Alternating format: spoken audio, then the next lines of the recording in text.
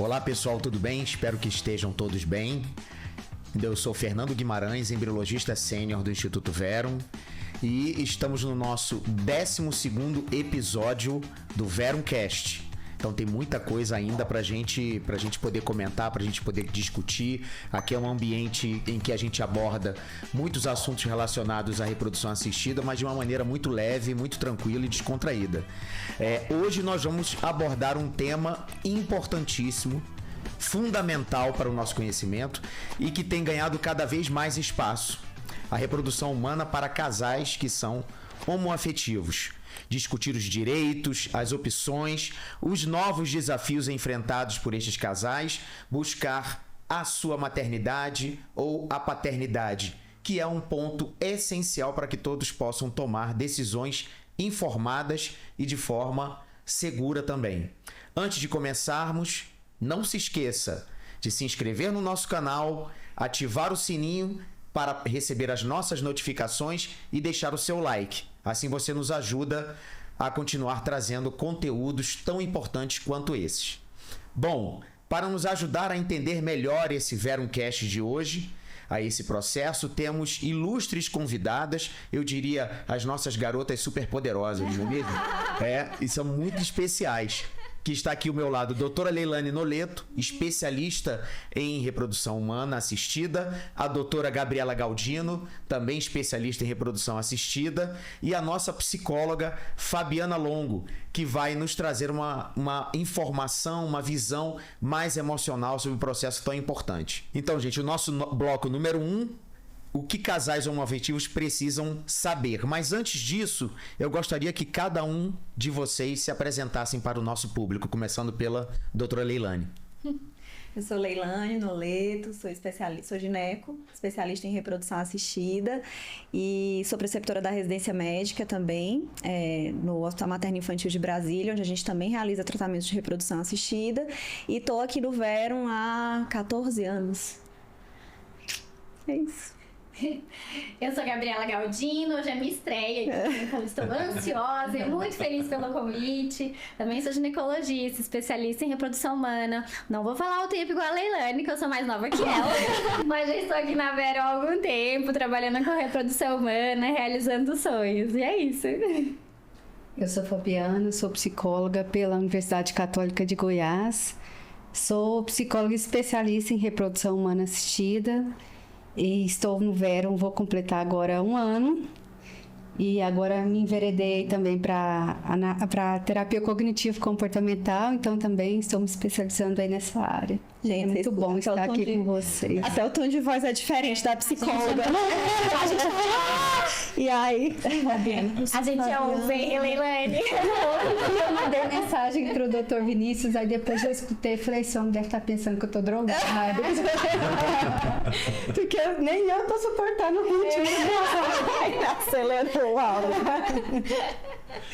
Bom, pessoal, então a gente começa com uma introdução sobre o que é reprodução assistida para casais homoafetivos e gostaria que a doutora Leilane falasse um pouquinho para quem está começando a ouvir sobre o tema agora, o que deve ser considerado nesse processo, que é um processo tão importante. Bom, na verdade, o que todo mundo precisa saber é que todo mundo tem direito, né, a ter os seus filhos. Então, isso é algo assegurado, e a gente tem o respaldo da resolução do CFM, que é a resolução na qual a gente se baseia para fazer todos os tratamentos. Então, lá tem itens específicos relacionados tanto a casais homoafetivos femininos quanto a casais homoafetivos masculinos, e além disso, a Anvisa, que regulamenta todos os processos ali dentro do laboratório, também tem o cuidado de nos orientar nesse sentido, quais sorologias são necessárias, como é que se dá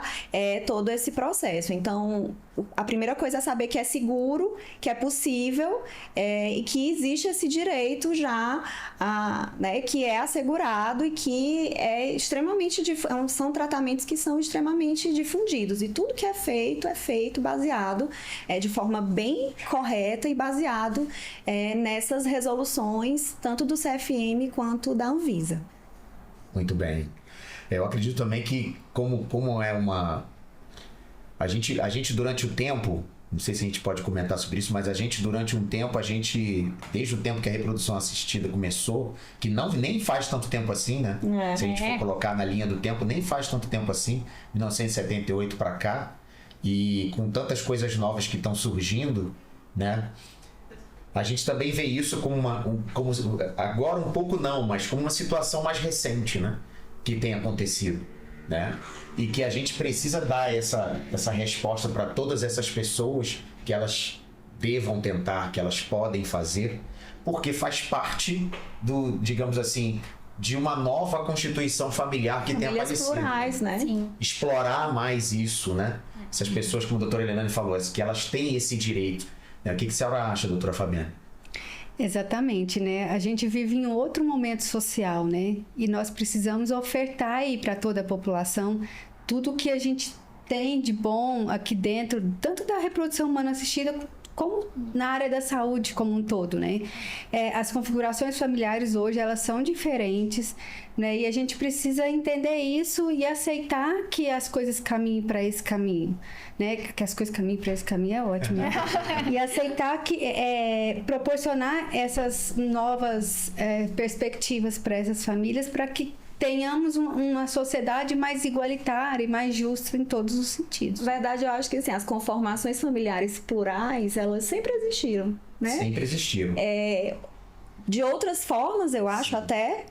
hoje tivemos acréscimo de outras conformações familiares, configurações, mas ao longo da nossa vida a gente sempre teve uma criança que foi criada pelos avós, ou que foi criada pelos tios, ou que foi criada só pela mãe, ou que foi criada só pelo pai, ou que tiveram duas mulheres, não necessariamente que constituíam um casal, mas que criaram essas crianças, né? E hoje o que a gente está fazendo é nada mais do que reconhecendo essas famílias, né? E dando esse suporte, dando essa possibilidade que é justa e de direito de todo mundo, assim. Todo mundo quer ter seu filho, todo mundo quer constituir sua família, e que bom que a gente pode fazer isso de forma legal, né? Com segurança, que isso é muito importante, e talvez...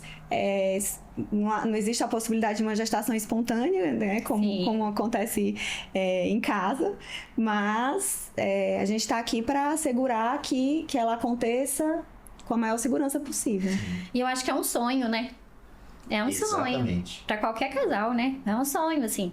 A gente quer aumentar a nossa família, né? Então eu acho que eu me sinto privilegiada. Acho que Leilane também, né? Quando a gente consegue fazer tratamentos em casais que não conseguiriam engravidar de forma natural, né? E a gente fala para eles, olha, vocês estão grávidos. Né? Então, assim, vocês estão recebendo este presente pela ciência, né? E para esse pessoal que há 47 anos atrás estudou muito para isso, pra gente estar aqui hoje fazendo esse sonho, né? Então, eu acho que são desafios, eu acho que a reprodução humana é um desafio, né? Então, assim, a gente só queria dar betas positivos, né? Eu acho que era o nosso grande sonho, mas poder falar para aquele casal que chega e fala para mim, olha, eu quero ser mãe, eu quero ser pai, a gente quer aumentar a nossa família, a gente fala, ok, a gente pode fazer isso por vocês, né? Então, imagine a angústia desses casais há 50 anos atrás, que já era difícil socialmente, e ainda às vezes nem conseguir esse sonho biológico, obviamente, a gente sabe, né? Mas, assim, eu me sinto... É um privilégio, assim, eu acho muito legal, eu acho lindo, né? Eu acho que, assim, eu sempre falo pros meus casais de meninas, eu falo, que bacana ter duas mães, né? Deve ser massa ter duas mães, assim, deve ser bem legal, assim, né? Então, eu acho que é isso, eu acho que é um presente que a gente está podendo viver essa realidade, né? Eu acho que é sempre bacana isso. Muito bom. E doutora Gabi, continuando com você, quando falamos sobre as alternativas para homens e mulheres homoafetivos, o que podemos dizer sobre inseminação artificial, fertilização in vitro, quais são os tratamentos mais comuns? Posso ser polêmica? Deve. Olha, eu não sei você, Leilane, mas eu tenho algo pessoal. Então vamos lá. Se eu tenho duas meninas, primeiro que bacana, eu tenho 4 ovários e 2 úteros. Caraca, que massa, né? Então, tipo assim, às vezes não dá com um, a gente organiza, dá com a outra, às vezes dá com as duas, né? Então isso é muito legal. Mas a gente pode fazer os dois caminhos. Então, só contextualizando, porque quem nunca teve dúvida do que é inseminação, o que é fertilização, né? Então, inseminação é um método básico que a gente tem, né? Que a gente fala de baixa complexidade, que o óvulo e o espermatozoide se encontram ainda sozinhos, a gente não faz muita coisa. E a fertilização in vitro, a gente retira o óvulo e o Fernando faz a mágica no laboratório, que coloca o espermatozoide e o óvulo juntos e já devolve o bebê pro útero. Então, assim, meninas com meninas, a gente poderia fazer os dois. Eu, particularmente, faz muitos anos que eu não faço inseminação em casal homoafetivo feminino, que eu já entro por uma outra questão, né, que é a questão da doação do gameta. Então, a gente precisa ter um sêmen de doador ou um sêmen de banco. E pensando que muitas vezes as meninas não querem ter um doador da família, que você pode ter um doador da família, mas elas não querem, o custo é muito alto do sêmen de banco, né, pra gente colocar numa taxa de sucesso, depender da idade, no máximo 20% de sucesso. Que seria o caso da inseminação. Sim. Né? Então, normalmente eu falo para as meninas, olha, se a gente vai investir nisso, né, que é esse investimento no sêmen, vamos partir para um tratamento que talvez dê mais chances pra gente, né? Que dê mais possibilidades, que seria a FIV, né? Mas pode fazer, gente. Inseminação também é algo muito pessoal. Acho que a gente sempre pesa custo-benefício, né? E eu sempre falo, não é o custo financeiro só, mas o emocional de fazer todo aquele tratamento. Então, seria isso. Para meninos, a gente ficou com um pouquinho menos de possibilidades, realmente. A gente pode pensar em fazer a FIV, né? E aí pode usar também material biológico dos dois, mas tem realmente de vir de um banco de óvulos, o óvulo, ou de uma doação de óvulo também. E a gente tem um terceiro elemento que seria a nossa barriga solidária. Então, para os meninos, a jornada é um pouquinho mais desafiadora, eu acho, do que para os nossos casais de meninas, né? Você faz inseminação? Não, então, menos inseminação. Também não me recordo, assim, de quanto que eu fiz a última vez.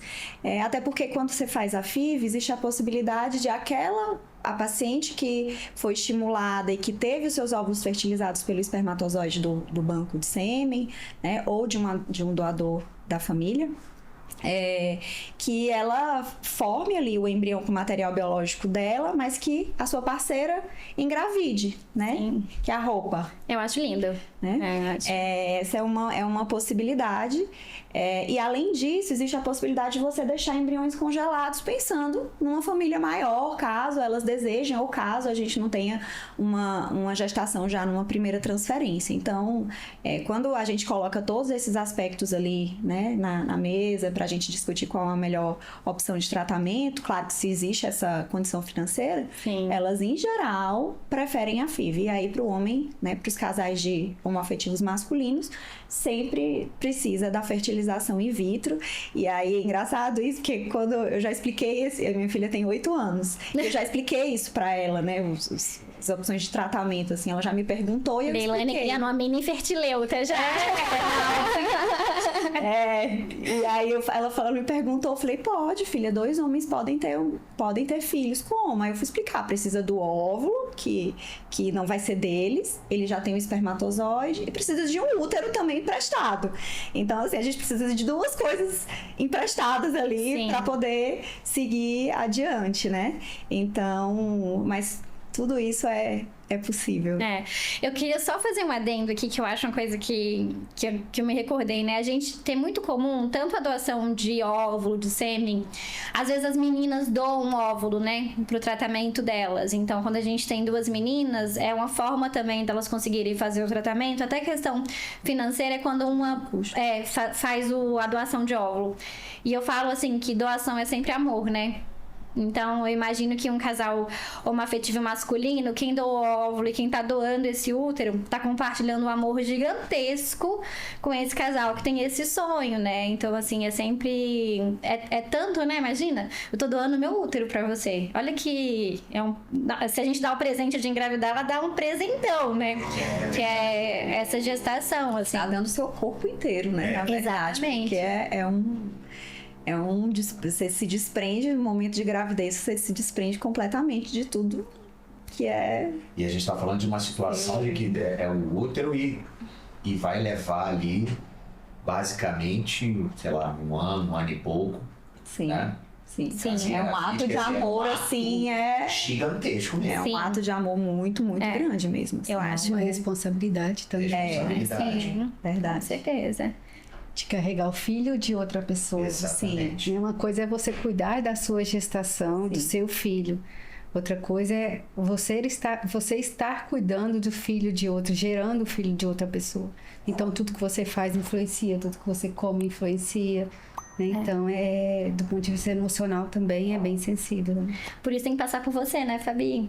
Barriga solidária sempre. E doação de gametas também. Tanto o doador quanto a pessoa que vai receber. Sim. Necessário para abordar esses lugares aí que a gente... Porque muitas vezes eu falo para as pacientes assim, olha, a gente não pode agir por impulso. A gente sabe que o desejo é muito grande, que a vontade é muito grande, mas a gente precisa pensar não a curto prazo, a gente precisa pensar a médio e longo prazo, quais são as consequências das decisões tomadas.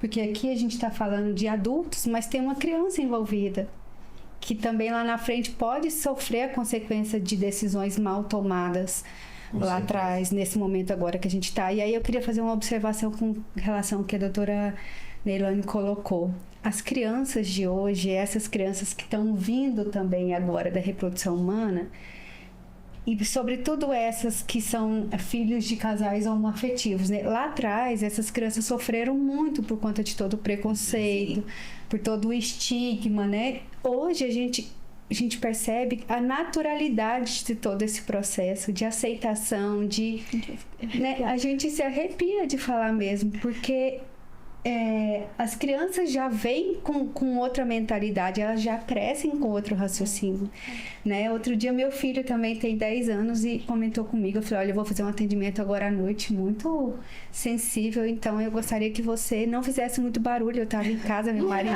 tinha chegado, aí ele falou assim, mas o que é? Eu falei, não, é uma filha que vai doar um óvulo para a mãe ter outro filho, e ele me pede um irmão sempre, né? Sempre.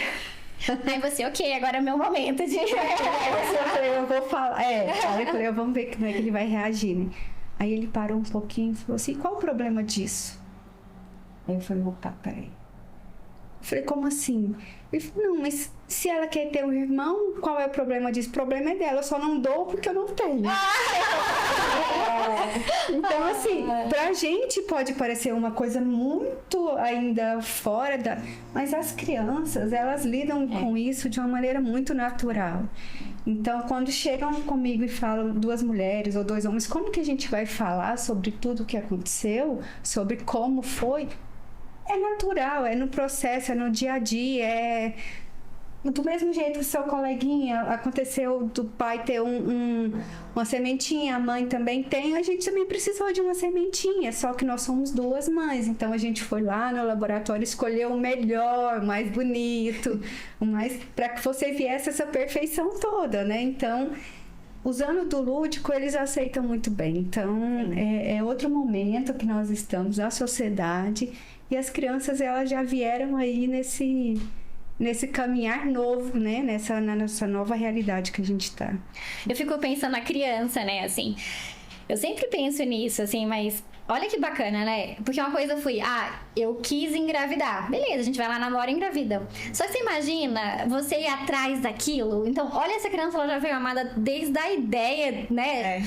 É um sonho, assim, é algo que é árduo, né? Então, foi buscado. Ela foi, então, assim, são consultas, são exames, consulta com psicólogo. A gente pede 245 milhões de exames. Aí, às vezes, tá programado pra uma parceira, e aí não dá certo com uma, cancela, aquela vai pra outra parceira, olha tudo daquela parceira.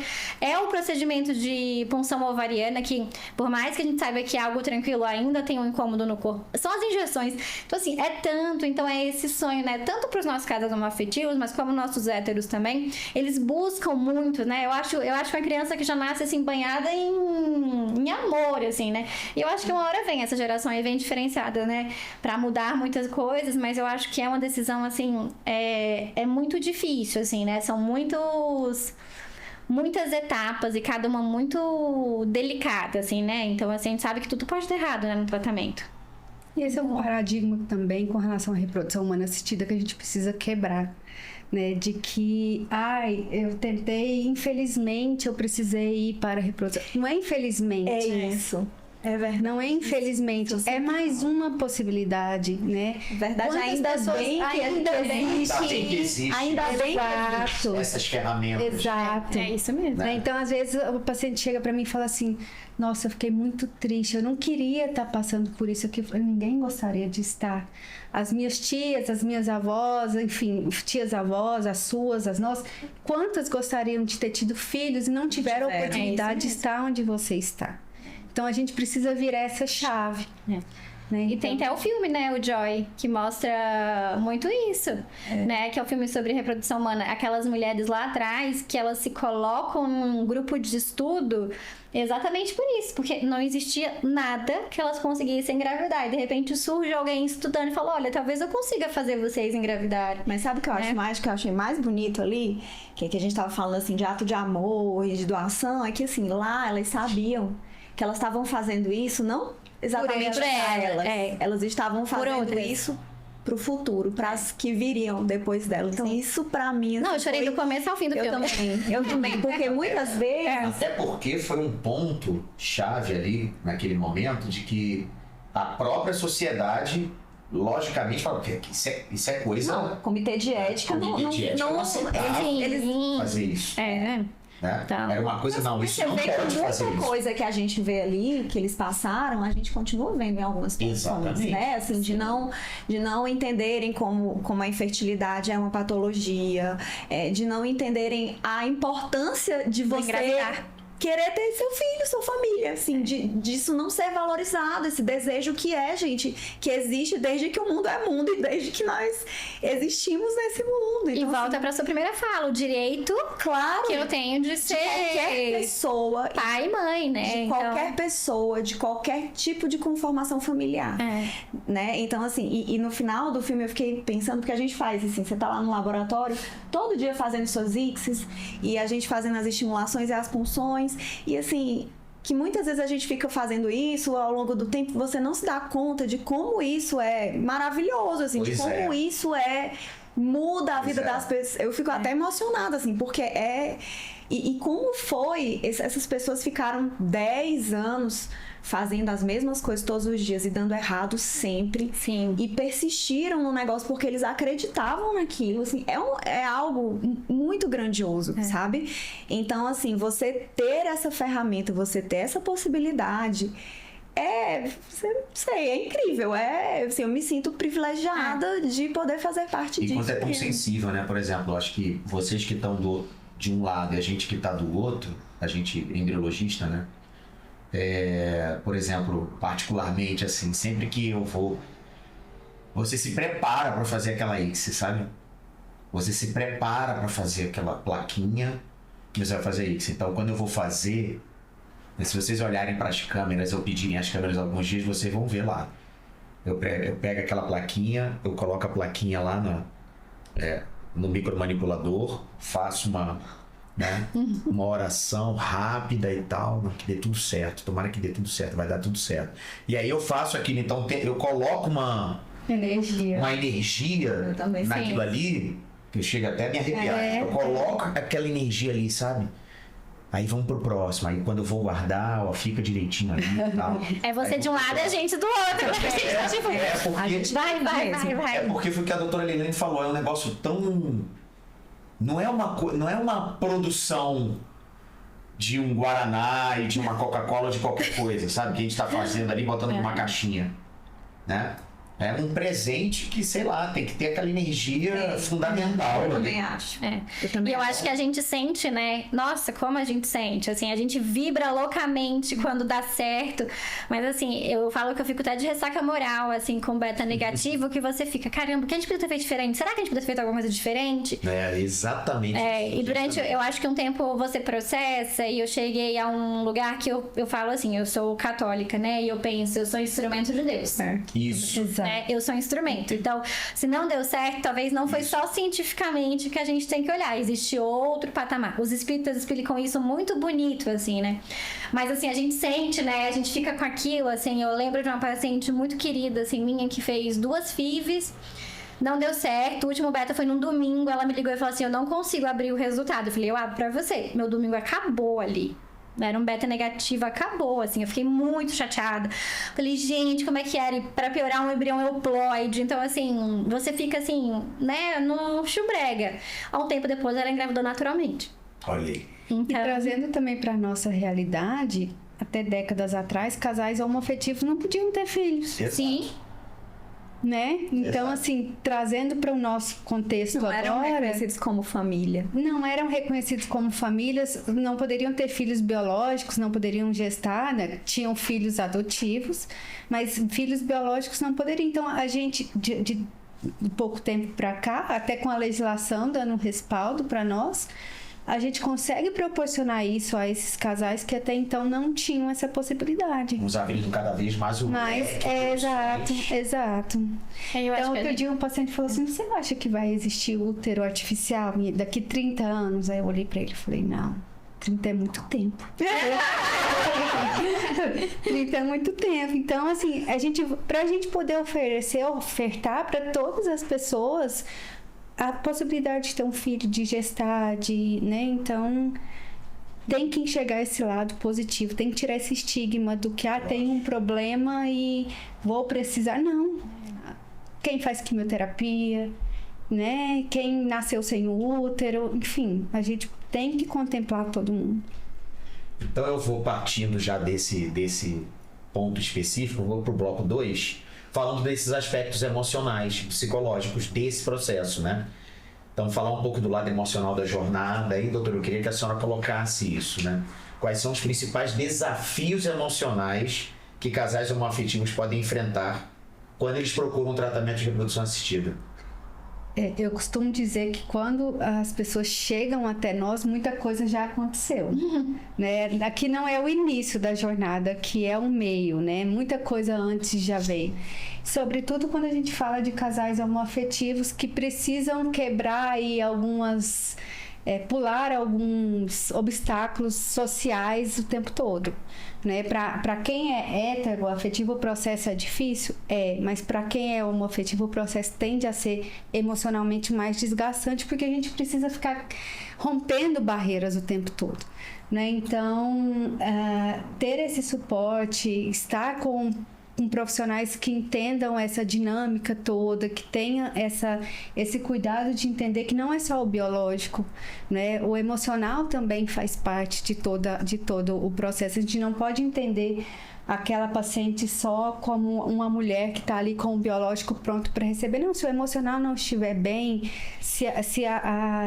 os pensamentos não estiverem alinhados, né, com todo o processo, a gente sabe que é mais sofrido, é mais custoso para aquele casal passar por toda essa caminhada. Agora, uma coisa que eu gostaria muito de colocar com relação às emoções é que as emoções, elas não são negativas, né? A ansiedade, ela vai existir, o medo, ele vai existir, a tristeza em alguns momentos, ela vai existir, faz parte do processo, como qualquer situação da vida, né? A gente só precisa entender até que ponto aquilo está comprometendo a nossa qualidade de vida. Entendi. Porque muitas vezes a ansiedade, também as doutoras estão aqui, a gente sabe que é natural se sentir ansioso do processo e não vai ser isso que vai atrapalhar. Sim. Porque às vezes tem aquela questão assim, você tá muito ansiosa. Ai, gente, esse aí eu tenho terror de...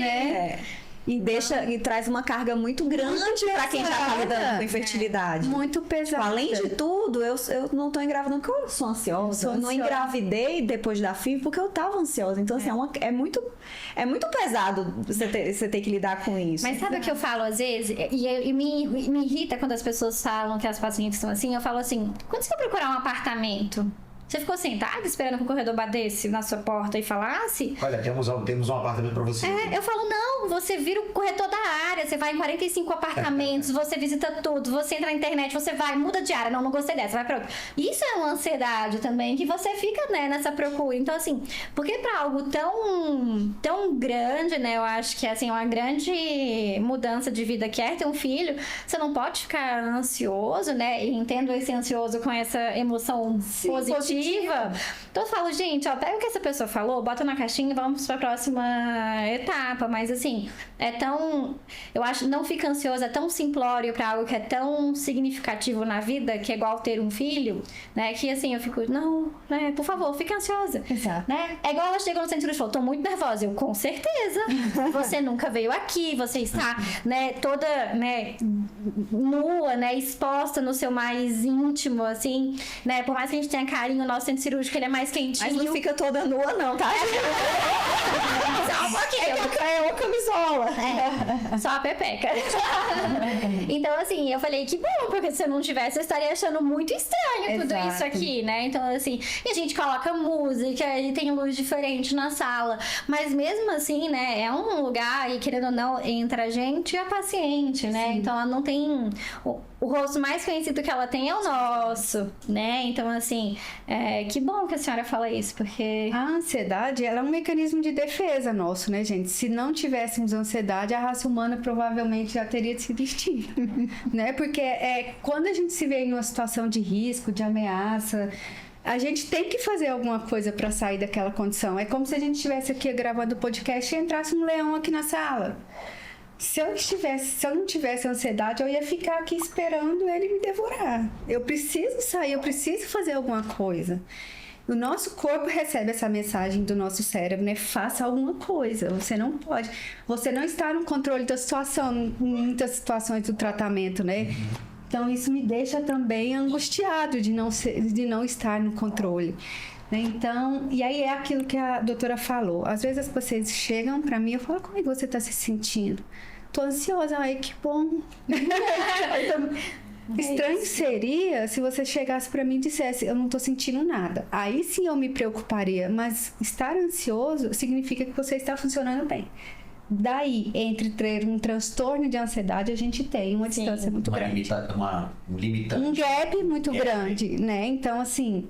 Aí eu falo para os pacientes, olha, tá ansiosa? Beleza, vai ansioso mesmo, porque é natural. Agora, começou a ter impacto na qualidade de sono, na alimentação, no trabalho, aí a gente precisa reavaliar, porque aí a gente já está em outro momento, né, que pode acontecer dentro do processo? Pode, sim. Mas aí, assim, a gente tem que avaliar, porque também a gente não quer que a pessoa passe por esse processo todo e entre em um sofrimento extremo, né? Então a gente precisa estar sempre olhando isso, mas é natural, os medos existem, os sis, mas e se?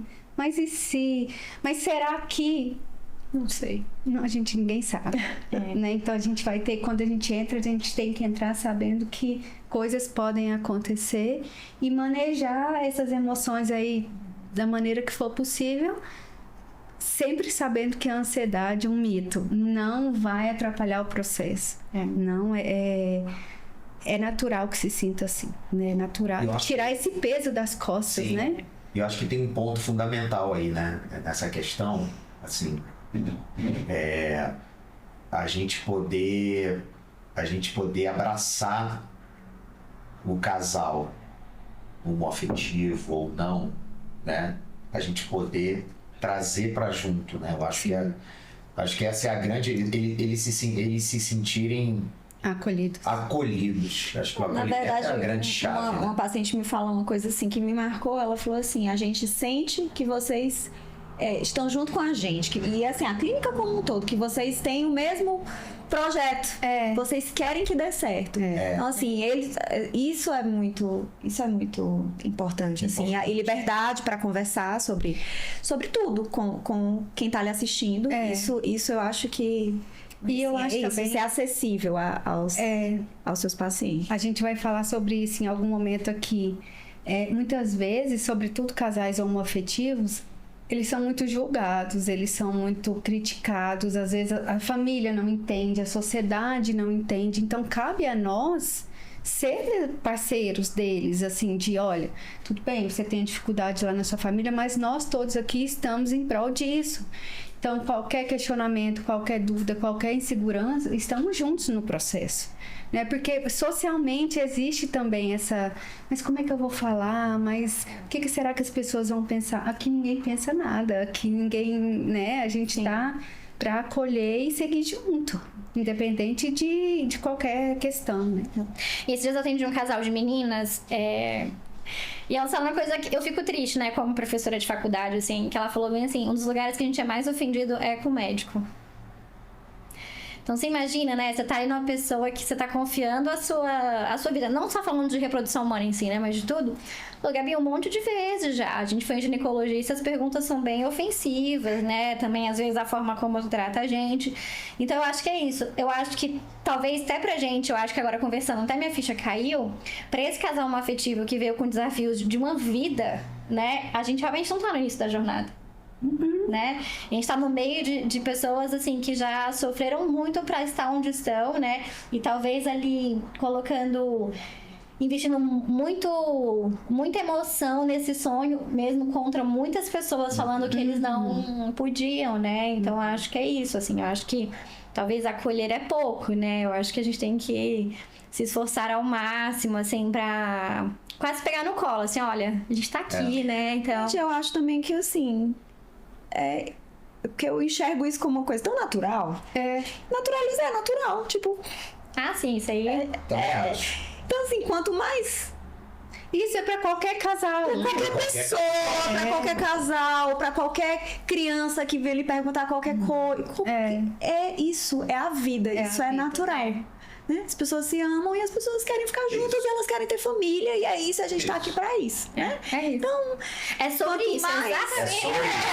Entende? Então, assim, vamos estar juntos, vamos acolher, eles têm todo mundo que tá com a gente como paciente, independente de como essa família vai se constituir, ela tem que sentir que a gente tá ali junto pro que der e vier. E tamo junto. E é a clínica toda, né? Porque é isso, é o laboratório, é a psicologia, é a enfermagem que acolhe lá dentro do centro cirúrgico, que assim, as pacientes se sentem muito acolhidas lá dentro. É um abraço, né? Entende? Assim, é sentir, tipo, na hora da transferência, que quem tá ali fazendo ultrassom ou quem tá circulando na sala tá se emocionando junto com você. Todo mundo de olho lacrimejando, assim, né? Entendeu? Então, assim, é isso. Comprou a sua batalha, o seu sonho, e tá todo mundo junto nisso, sabe? Eu acho isso muito legal. Eu brinco, assim, que eu tive o privilégio de crescer em um lar sem preconceitos, né? Minha mãe é socióloga, então eu sempre falei que ela é super... e tal. Então, eles sempre tiveram amigos que eram homoafetivos desde de sempre. Não vou revelar a minha idade, mas assim, desde muito tempo. A Gabi tá com problema com idade. Depois não tô entendendo. Ainda parece ter uns 12 anos, então não revelarei.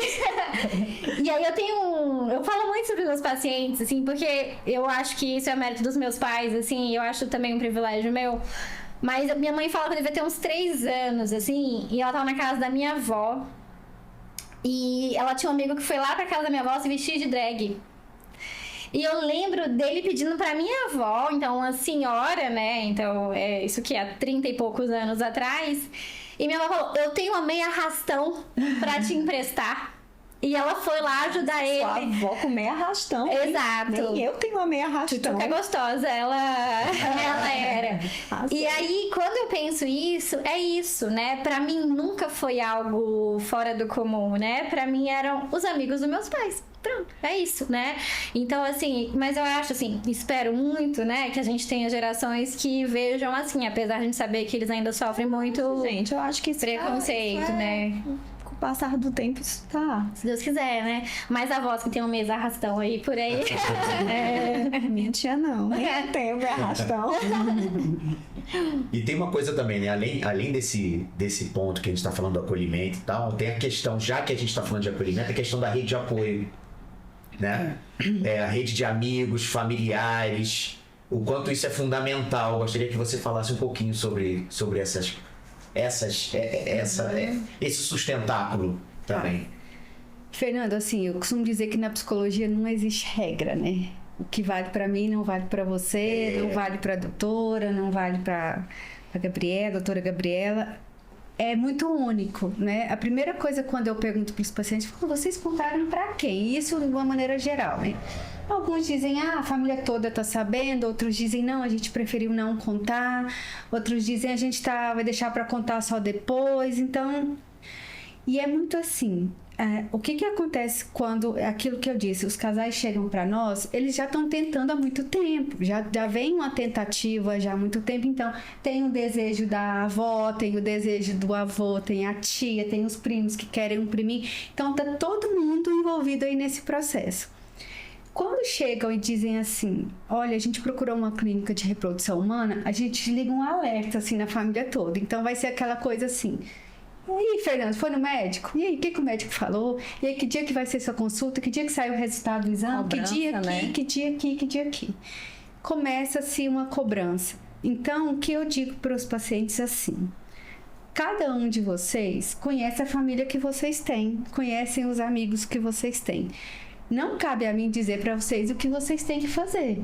Mas se observe o ambiente de vocês, porque muitas vezes aquilo que pode ser uma rede de apoio pode pesar também. Então, Fernando, o que eu digo quer falar sobre? Coloca um certo limite, né? Fala assim, olha, vamos começar um tratamento na clínica tal, com as doutoras, mas quando nós tivermos alguma coisa para contar, alguma coisa para falar, a gente vai procurar vocês e vai falar.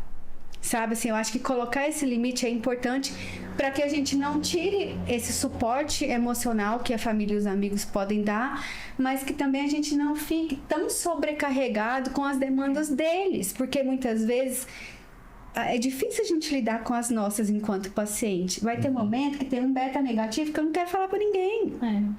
Vai ter um momento que vai ter um exame que foi muito constrangedor, que doeu, que foi desconfortável, que eu quero ficar em casa no final de semana de molho sem ter que prestar conta e a minha mãe tá me ligando, ou minha sogra tá me ligando querendo saber, né? Então a gente tem que conhecer a nossa dinâmica familiar, as nossas famílias, mas sempre saber que a gente precisa ter um suporte. É importante a gente ter um suporte, ter uma rede de apoio. E aí, às vezes, eu brinco com os pacientes assim, por isso eu estou aqui. Às vezes eu falo, né? Por isso vocês têm a mim também, porque às vezes as pessoas querem simplesmente falar. Então, assim, Fabiana, às vezes tem gente que chega pra mim e fala assim, eu posso só chorar aqui pra você? Eu choro. Chora. Quem nunca em uma sessão de terapia só chorou? Eu já. Porque às vezes se deu errado e você vai falar com a sua mãe, a sua mãe vai soltar aquela coisa, minha filha, mas é porque não era pra ser. Sabe aquelas falas assim? Sim. Não era o momento de Deus, é porque Deus não quis, é porque... E isso magoa mais do que não falar nada. Eu falo pra eles às vezes assim, né? A pessoa que falou isso, ela não quis te magoar. Exatamente. Mas você escuta de uma forma que te magoa, né? Então, Exato. assim, é até difícil também, assim. Eu acho que a gente tinha que fazer até um podcast para a família, né? O que você pode falar, como funciona um tratamento, porque eu acho que é isso, às vezes é tanto que quer saber, até assim, uma curiosidade, assim, genuína, tipo, deixa eu tentar te ajudar, mas já tá muito agredido ali, e aí essas perguntas acabam agredindo mais, né? Então, assim... Sem intencionalidade, claro. Sim.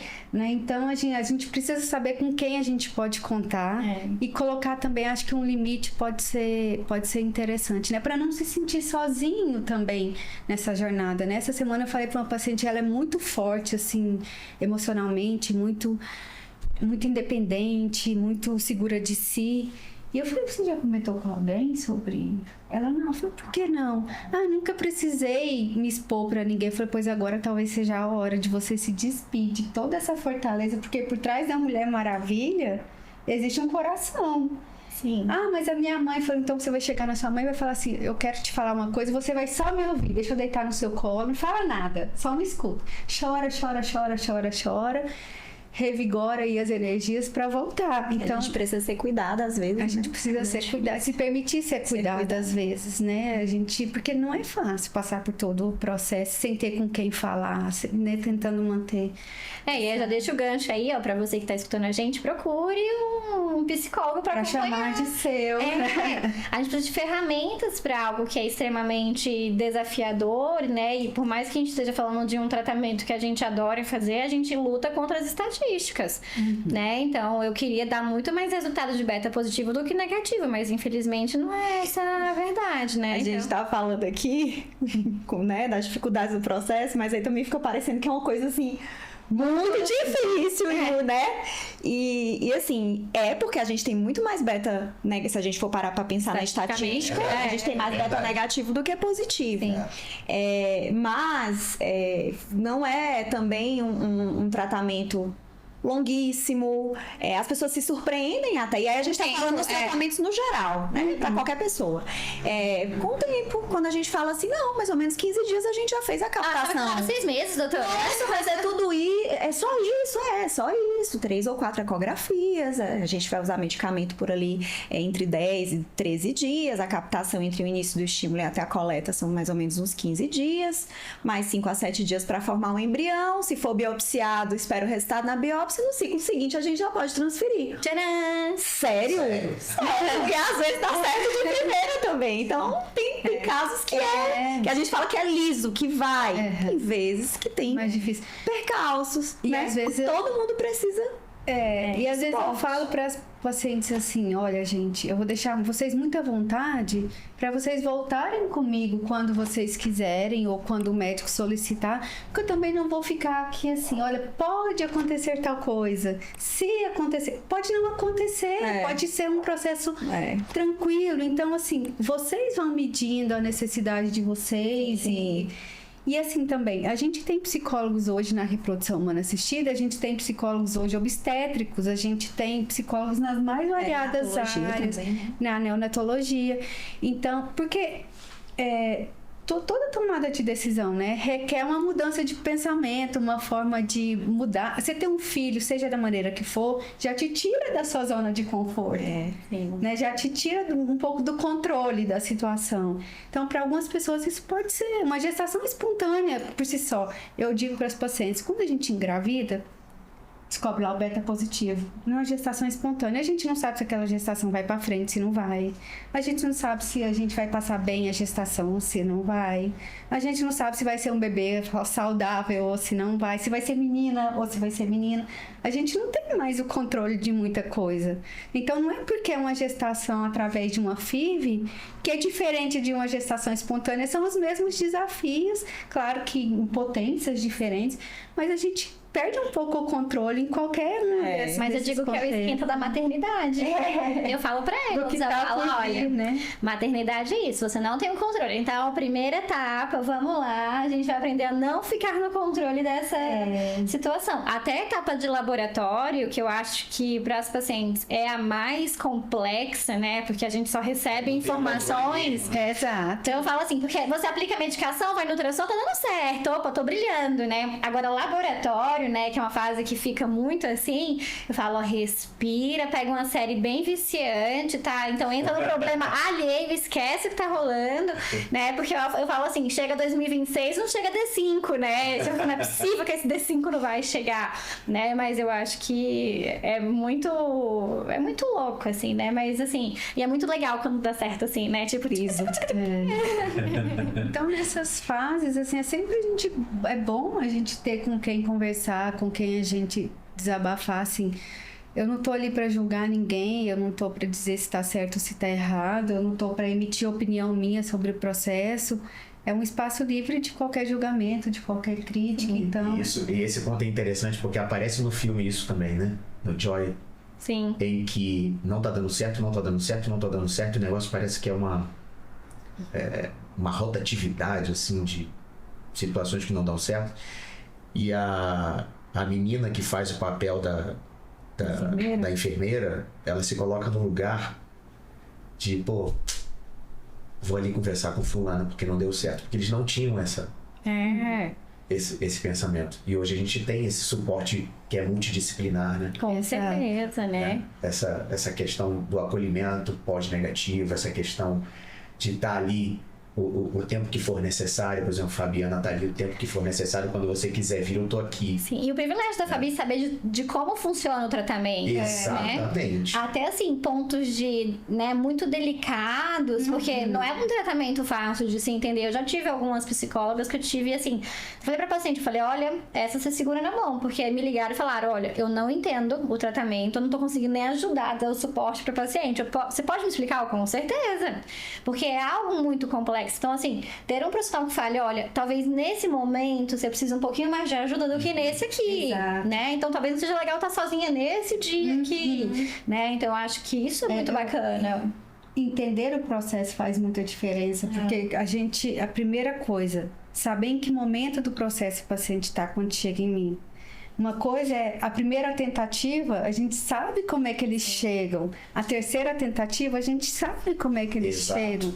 Quando vai fazer uma captação, a gente sabe como é que eles vão para essa captação. Então, a fase do processo em que eles chegam comigo, a gente sabe mais ou menos o que esperar e como manejar aquilo ali, né? Então, eu acho que saber do processo ajuda muito nesse contexto todo, né? Porque a gente vai direcionando para aquela fase do tratamento, né? Assim, então, o atendimento ele é diferenciado em cada fase do processo, né?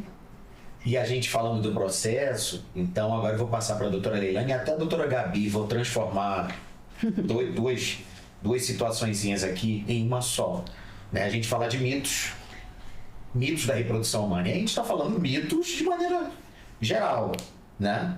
Então eu gostaria que a doutora Leilane falasse e depois eu gostaria que a doutora Gabi também falasse sobre essa situação de que é mais difícil ter sucesso na fertilização para casais homoafetivos. Mito. Já é um mito, né, Gabi? Já é um mito. Né? Então vamos começa com a doutora Leilane e depois a doutora Gabi. O mito, aquele que eu falei de que o tratamento é terrível para todo mundo, que é terrível, que é uma bomba de hormônios, que não é, minha gente, não é. Inclusive, que a paciente vai ficar muito mal-humorada, que ela vai ficar muito irritada. Já tive paciente que ficou com libido altíssima. O marido estava correndo dela. Falou, pelo amor de Deus, você falou que em determinado momento, depois da captação, pedi pra não ter relação. Daí ela ficava, doutora, já pode? Ativos a gente não tem esse problema. Não, mas às vezes, quando tem penetração na relação, depois da captação, incomoda. Ou então, pode, como a gente fez a função ali, então assim, ainda tem se tiver penetração. Eu falo, usei a criatividade de você. Então, sim, claro. Então, esse é um mito, né? Então, assim, cada pessoa reage de um jeito, né? Pouco tempo, não é demorado. Não engorda. Calma, não engorda. Assim, não engorda. A pessoa, ninguém vai ver que você engordou. Você não vai andar, eu falo assim, você não vai sair andando na rua e a pessoa fala assim, nossa, quantos quilos você ganhou? Não, você vai ficar meio inchadinha, vai querer usar uma roupinha folgada, né? Mas volta. Não, mas a história de Ford, tipo assim, minha amiga fez a filha e ganhou 10 quilos, doutora. Sim. Vamos alinhar o recuo dela, né? Vamos lá. Não, gente, não ganha 10 quilos na filha. Aí a gente fica aí, a Fabienta também. A gente fica mais ansiosa. A comida abraça a gente, né? A gente bloqueia em um determinado momento a atividade de fazer. Exatamente. Então, assim, é um conjunto de fatores, né? Mas, assim... E outra coisa, assim, que a gente até, antes de começar o podcast, a gravar de verdade, a gente tava falando sobre alguma dificuldade que eu já pensei me colocando no lugar, assim, se eu precisasse de um sêmen, de doador, né? Assim, talvez uma certa... Eu acho difícil... talvez essa escolha, né? Porque quando você tá escolhendo seu parceiro de vida, você não tá escolhendo seu parceiro porque ele geneticamente é melhor ou não, ou porque, né, você vai perguntar, e sua família? Exato. Sua família tem história, assim, de câncer? Você não faz uma anamnese do seu parceiro, da sua parceira, antes de se relacionar, né? E é isso que a gente faz quando a gente tá escolhendo o sêmen. Então, assim, é uma decisão. Quando você vai ter o filho, você tem que estar com aquele parceiro ou com aquela parceira. Então, quando você necessita do banco, que é algo que a gente vai precisar no banco de sêmen de casais homoafetivos femininos, por exemplo, é uma decisão que normalmente não está nas nossas mãos e que a gente precisa tomar, assim. Então, eu acho... isso eu acho delicado, né? Já me coloquei nessa situação. E o contrário também, quando a gente vai lá, um casal homoafetivo masculino, que você precisa pensar no óvulo. E no útero. E no útero, né? Então, assim, talvez essa seja até uma dificuldade um pouquinho maior, né? Mas que não é necessariamente exclusiva de casais homoafetivos. A gente vê isso essas necessidades em outras situações na reprodução assistida, mas é porque o útero vai gerar seu filho, vai sentir coisas enquanto seu bebê tá crescendo ali dentro. Tem a questão da epigenética. Mas sabe uma coisa que eu gosto de falar? Olha, assim, eu tento transformar o limão numa limonada, né? Então, assim, a paciente fala, tem um banco de sêmen. Eu falei, olha que legal. Porque se você escolher um sêmen que não for bacana, você pode trocar. Né? Eu não podia trocar meu marido, né? Ele não tem o sêmen bom, vamos ficar com ele, a gente vê o que faz com o sêmen. Então eu falo pra eles isso, eu falo, olha, às vezes a gente tem a opção de olhar um sêmen e falar, não gostei, vamos tentar outro, né? Então, tentar ver também um pouco, assim, com leveza, algo que não é com né? certeza. E eu brinco com as meninas, eu falo, olha, pega uma garrafa de vinho, bebe vocês duas e vão escolher o sêmen de doador e vai ser uma diversão. Mas me dá pelo menos 5 opções, porque pode ser que a gente não passe nas triagens, né? Mas assim, eu acho que algo é muito impactante. Eu vejo que também tem uma dificuldade em como é que eu quero esse sêmen. Quero parecido comigo? Quero parecido com você? Né? Será que a gente vai procurar um modelo de beleza que seja comum a nós duas para que a gente, né, possa utilizar, né? E aí vem as outras questões, porque não sei se vocês já olharam, mas tem todas as informações, né? Quero que saiba matemática, que goste de cachorro, e aí começa, né? É algo muito... É profundo, né? É muito profundo. Isso normalmente não é uma escolha que a gente faça de forma consciente. Sim. Né? Na hora de ter um filho de forma espontânea. Sim. Então, eu acho que isso é como a escolha que eu penso, assim, não tão... Assim, isso é muito mais complexo do que quando você tem os embriões euploides e você vai decidir qual que você vai transferir, se masculino ou feminino, quando alguém quer escolher pelo sexo. Mas também acho... Né? É uma decisão que normalmente não está nas nossas mãos. Então é um poder de escolha que às vezes assusta. E dos meninos também, né? Então, assim, quando a doação compartilhada, a gente tá falando de você não participar do tratamento, é um tratamento que você fica completamente off, né? Então, a gente tá tomando conta ali da doadora e contando até onde a gente pode, mas assim, eles não participam, eles não aplicam medicação, né, não faz ultrassom.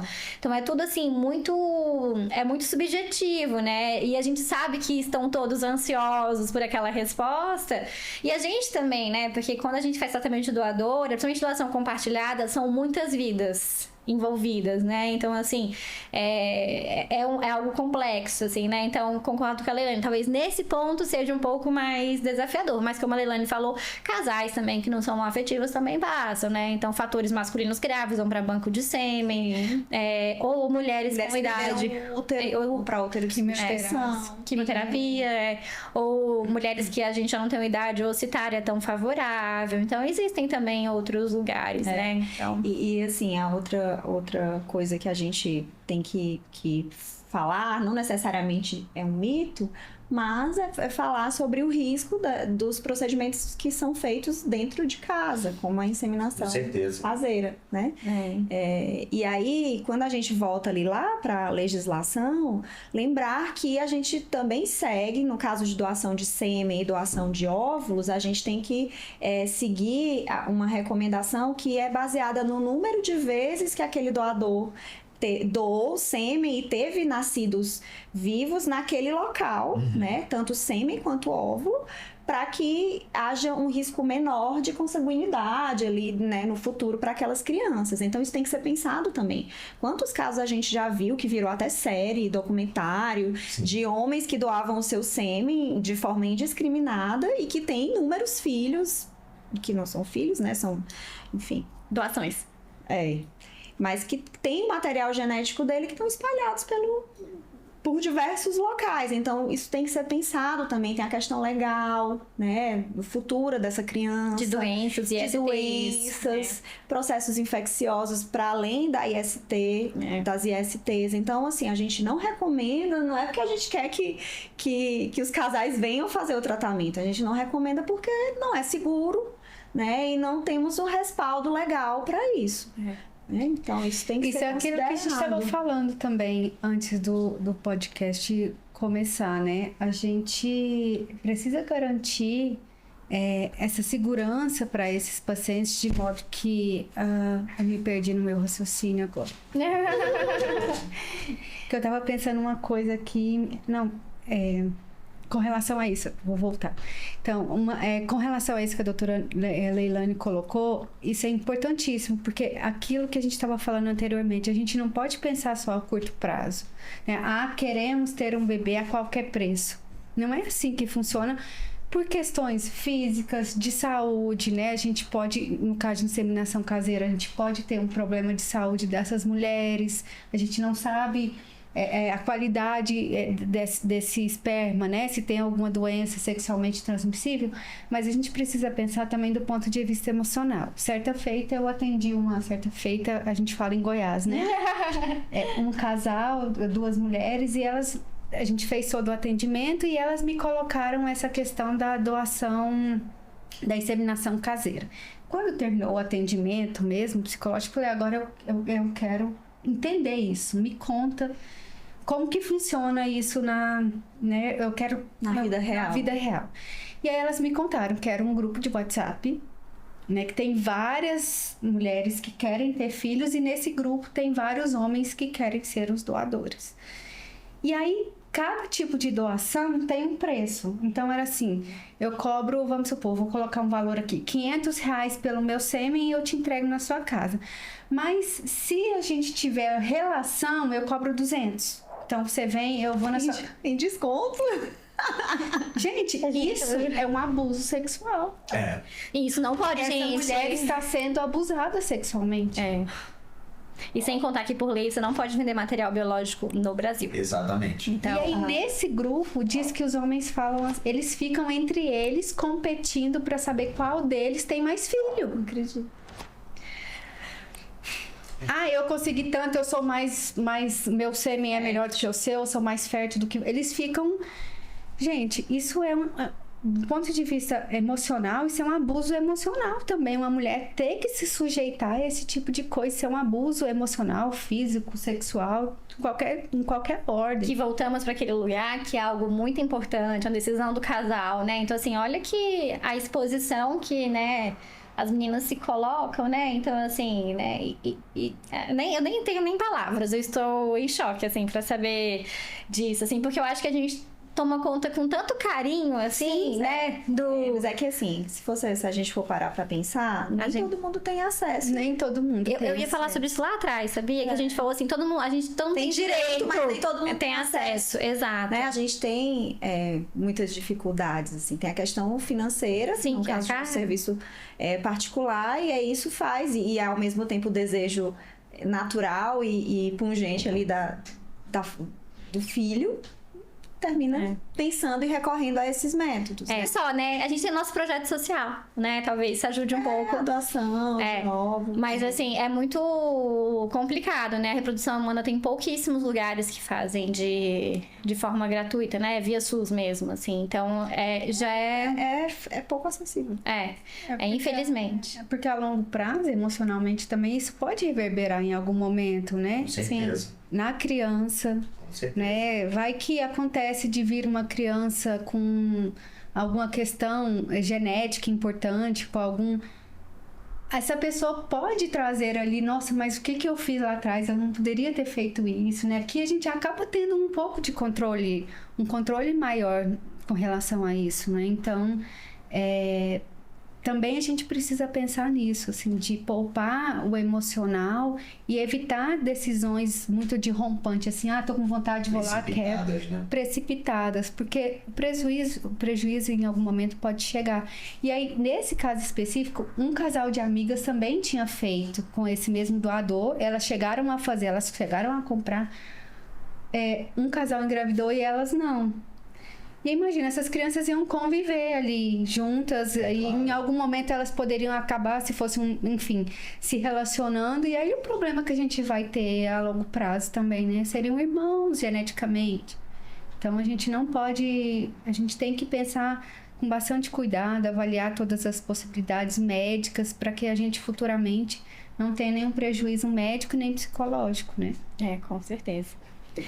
E, gente, falando também sobre o acompanhamento multidisciplinar, doutora Leilane, o que a gente poderia colocar para... Acho que, na verdade, a gente já, né, ao longo do podcast, a gente foi falando, mostrando, na verdade, como é importante esse acompanhamento médico, psicólogo, o laboratório, Sim. porque para o paciente ali que está lidando com tudo aquilo pela primeira vez, é tudo muito novo, né? É tudo muito abstrato.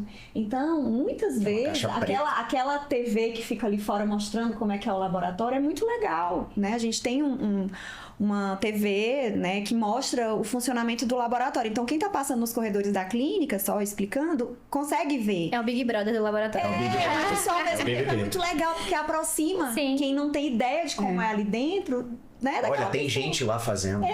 De como funciona. Então, assim, o contato muitas vezes com o laboratório é muito legal, né? Vocês, em algum momento, lá na hora da transferência, vai lá, explica tudo. Isso. Tá acessível para quando o paciente quer conversar, para poder explicar, para ele ter segurança do processo dentro do laboratório, que garante que o meu sêmen, que o meu óvulo é o meu óvulo, que o meu embrião é o meu embrião, que foi transferido o embrião euploide. Então, isso tudo, essa transparência e essa relação também com o laboratório é muito importante, porque te deixa seguro, você deixa de...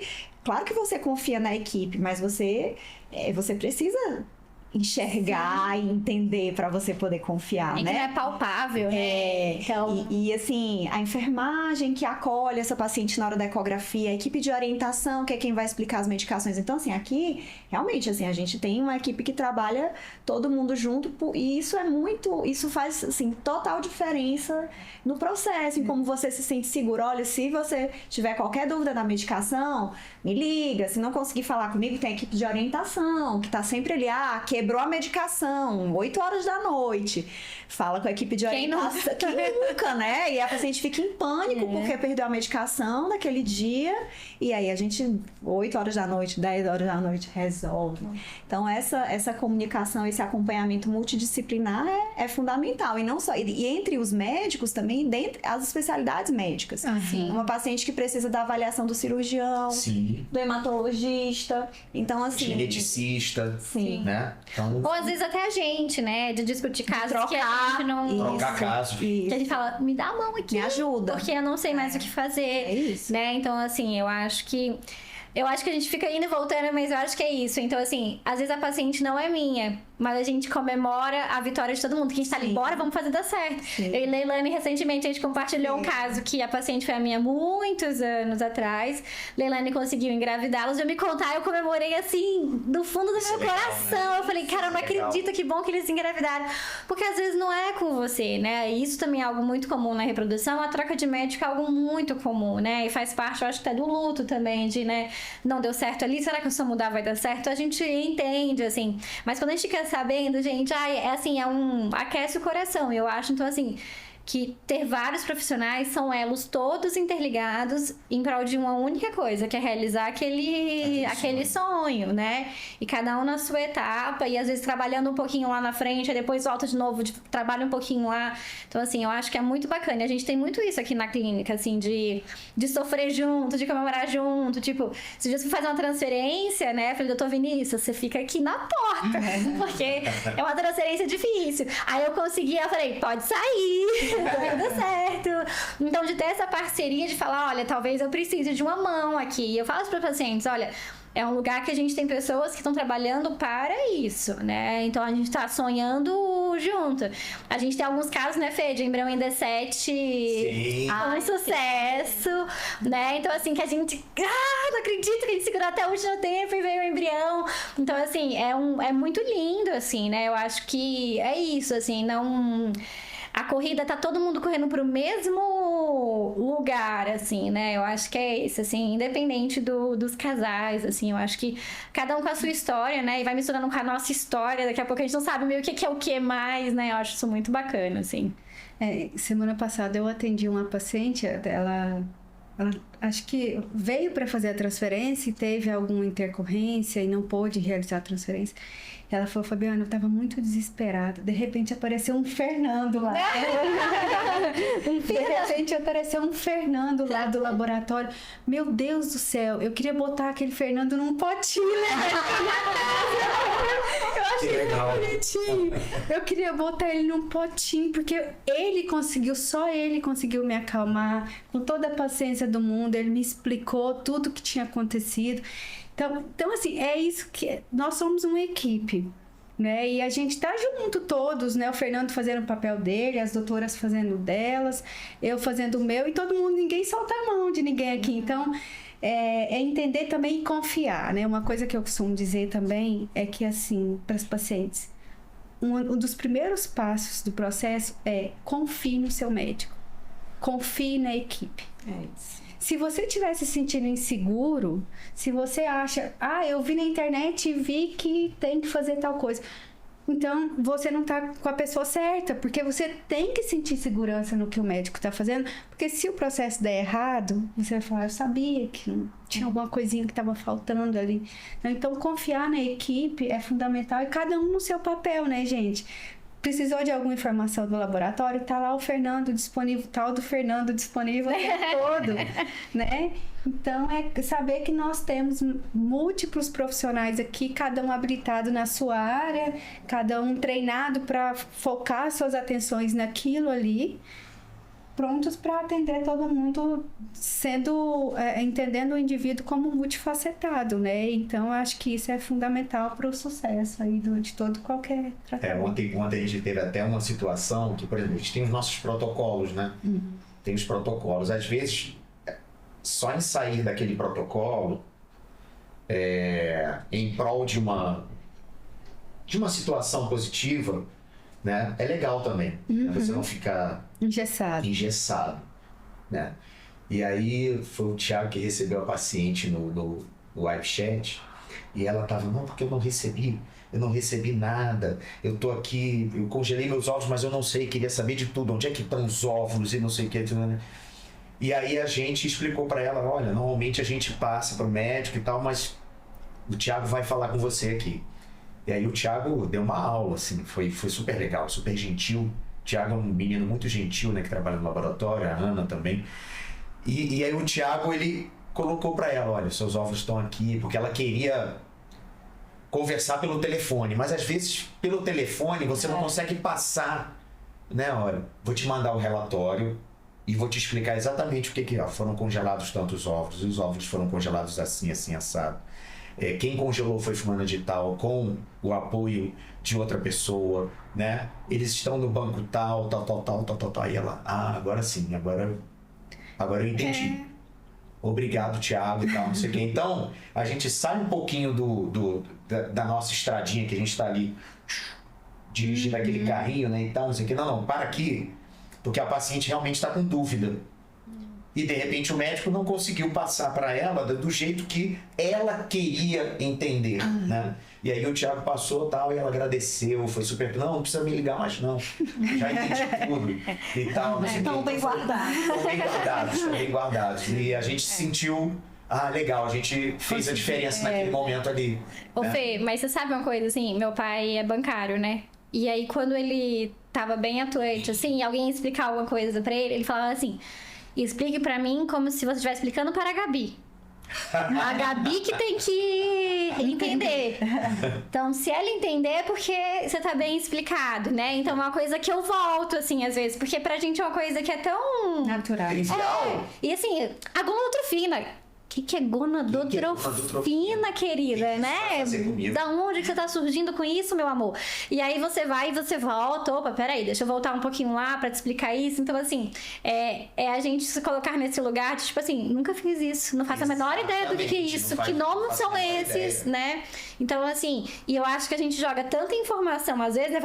Aquela enxurrada de informação, tipo, começo de tratamento, né? Que é receita nova, como é que aplica, não sei o quê, que às vezes eu falo, meu Deus, o que é isso, né? Então, assim, eu acho que quando a gente consegue descer, né? E, assim, todo o meu salve pro Thiago ter conseguido fazer isso e falar pra Gabi, né? O que ela tem que entender, né? Essa Gabi de 6 anos, né? Talvez a gente entenda o que a paciente tá passando, né? Então, assim, eu sempre penso isso, né? Então, eu falo pro meu marido uma vez, eu falei, lê pra mim isso aqui. Ele falou, cara, isso aqui é muito difícil de entender. E a gente ainda se colocou à disposição, quer dizer, no final o Thiago, olha, se a senhora não conseguir entender qualquer ponto que esteja aí, a gente está aqui à disposição, eu e o Fernando, né? Laboratório.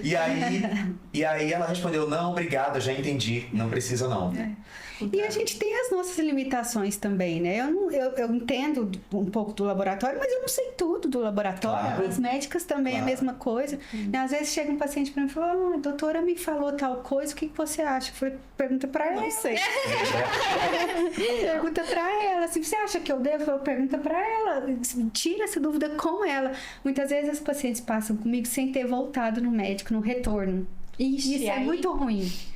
Porque quando passa na primeira consulta, que o médico vem, que come a doutrofina, Isso, a paciente chega pra mim com a cabeça desse e também fala, gente, calma. Faço o meu atendimento e peço, vocês vão voltar com o médico. Vocês vão, anota todas as dúvidas. Anota tudo. Porque também na hora da consulta, é tanta coisa que a gente esquece de perguntar o que a gente queria e esquece de gravar o que o médico falou. Volta lá, anota tudo, volta lá e aí vai voltar comigo. Aí a gente pode conversar melhor, porque a poeira já vai ter baixado, vocês já vão ter entendido melhor. Fica mais fácil eu conseguir fazer alguma intervenção aqui. Aí geralmente eu sigo. Mas assim, o Fernando me falou tal coisa, o que eu faço? Tem que ser com o Fernando? Eu não entendo nada do que o Fernando... A doutora me falou, volta com a doutora, manda um WhatsApp, volta, marca um retorno. Porque a gente tem as nossas limitações, a gente não sabe de tudo, né? A gente tem cada um na sua seara aqui, né? Eu também acho. Bom, gente, a gente ficaria muito mais tempo aqui sobre o assunto, mas já a Mari já me passou ali já há algum tempo. Então não sei exatamente se já passou, se não passou, provavelmente sim. E aí eu gostaria das últimas considerações de vocês, de cada uma de vocês com relação a esse Veruncast de hoje. E fiquem à vontade, por favor. Quem quer começar? Não, eu queria dizer que eu queria agradecer o convite, eu fico muito feliz de tratar desse tema, porque eu acho que a gente ajuda com o nosso conhecimento, né, como profissionais, também numa mudança, não na mudança social, mas fortalecer essa mudança, né, assegurar esse direito, né, quando esses casais podem ter acesso ao nosso trabalho. Então, acho que isso, além da questão afetiva, do amor, da família, é uma intervenção social nossa. E isso é uma coisa muito legal, assim, você poder fazer a diferença dessa forma na vida das pessoas. Então, eu me sinto muito realizada, eu fico muito feliz a gente poder falar tão abertamente sobre todos esses temas, né, e para informar todo mundo a respeito dos seus direitos, das suas possibilidades, que é possível, que não é difícil, né, que não é uma coisa extenuante, que dá certo. E que não estão sozinhos. Exato, Exato. Exatamente, eu acho que eu volto nas salas da Leilane lá da frente, eu acho que o resumo é amor, né? Então, assim, independente de quem você ame, né? Eu acho que se o sonho for aumentar essa família, que a gente tem esse privilégio de poder ajudar. E talvez para o plano futuro, né? Que a gente possa abranger isso para todo mundo, né? De uma forma, né? Gratuita, que a gente realmente consiga olhar a infertilidade como algo que realmente é uma doença, e para os casais que não conseguem gestar de forma biológica, que a gente possa oferecer esse tratamento também, né? E eu acho que um privilégio, tudo é um privilégio, né? Me senti muito chique fazer meu primeiro podcast. Eu também, assim, o que eu gostaria de dizer é que essa sugestão desse tema foi feito por um casal, por duas meninas que me pediram em atendimento. E eu acho que abre portas, né? Eu acho que a gente poder falar sobre isso, assim, colocar tão às claras, assim, e mostrar que estamos aqui para todos, né? Que todos tenham acesso à informação, ao tratamento. A gente disponibiliza esse acolhimento, esse cuidado aqui, né? E que a gente possa, através desse... Porque elas falavam muito, a gente não tem aonde ouvir sobre isso, a gente não tem aonde pesquisar. Então, que todos possam usar dessa informação e se reconhecer também dentro desse universo, né? Que possamos estar sempre juntos aí cada vez mais nessa caminhada, né? Com certeza. Muito bem, gente. Então vamos ficando por aqui. Para você que está nos assistindo, mais uma dica, né? Não esqueça de se inscrever no nosso canal e assinalar o sininho das notificações.